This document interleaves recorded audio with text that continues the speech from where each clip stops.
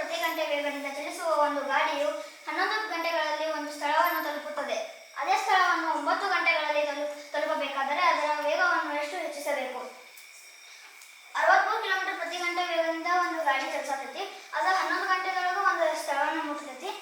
ಅದು 9 ಗಂಟೆದೊಳಗೆ ಆ ಸ್ಥಳವನ್ನು ಮುಟ್ಟಬೇಕಾದ್ರೆ ಅದ್ರ ವೇಗ ಎಷ್ಟು ಹೆಚ್ಚಿಸ್ಬೇಕಂತ ಹೇಳಿದರೆ ವೇಗ ಬರೋಬ್ಬರಿ 63 ಕಿಲೋಮೀಟರ್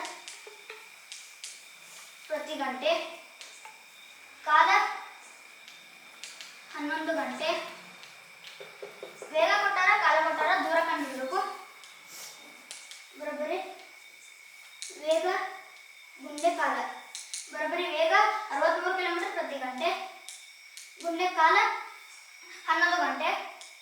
ಬರೋಬ್ಬರಿ 11 33 ಮೊದಲ 11 66 369 ಕಿಲೋಮೀಟರ್.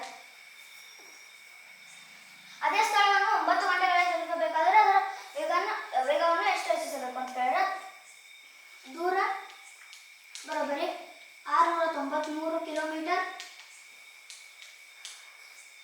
ಕಾಲ 9 ಗಂಟೆ. ದೂರ ಕೊಟ್ಟಾರ ಕಾಲ ಕೊಟ್ಟಾರ ವೇಗ ಕಂಡುಹಿಡಬೇಕು. ವೇಗ ಬರೋಬ್ಬರಿ ದೂರ ಅಪಾನ್ ಕಾಲ.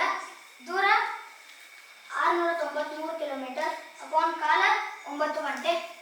9 9 7 6 9 7 63 ಬರೋಬ್ಬರಿ 77 ಕಿಲೋಮೀಟರ್ ಪ್ರತಿ ಗಂಟೆ ವೇಗ ಬಂತು. ಅವರು ಎಷ್ಟು ಹೆಚ್ಚಿಸ್ಬೇಕಂತ ಹೇಳ್ಯಾರ ಅದಕ್ಕೆ ಹೆಚ್ಚಿಸಬೇಕಾದ ವೇಗ ಬರೋಬ್ಬರಿ 77 ಕಿಲೋಮೀಟರ್ ಪ್ರತಿ ಗಂಟೆ 63 ಕಿಲೋಮೀಟರ್ ಪ್ರತಿ ಗಂಟೆ. ಬರೋಬ್ಬರಿ 77 63 ಕಳೆದ್ರೆ 14 ಕಿಲೋಮೀಟರ್ ಪ್ರತಿ ಗಂಟೆ. ಆದ್ದರಿಂದ ಹೆಚ್ಚಿಸಬೇಕಾದ ವೇಗ ಬರೋಬ್ಬರಿ 14 ಕಿಲೋಮೀಟರ್ ಪ್ರತಿ ಗಂಟೆ.